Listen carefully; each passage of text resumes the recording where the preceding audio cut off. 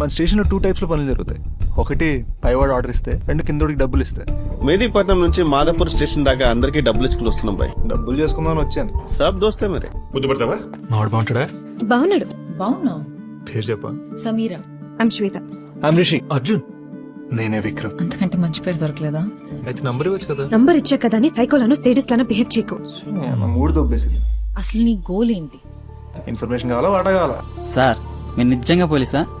నిజాలు మాట్లాడుకుందామా? నేను నిజం చెప్పుంటే శ్వేత మేడం బతికేస్తాము. అంత కురీలుగా ఎలా ఆలోచించారా? శ్వేతలా తెలుసు. నాకు జాయింట్ ఇస్తే చెప్తా.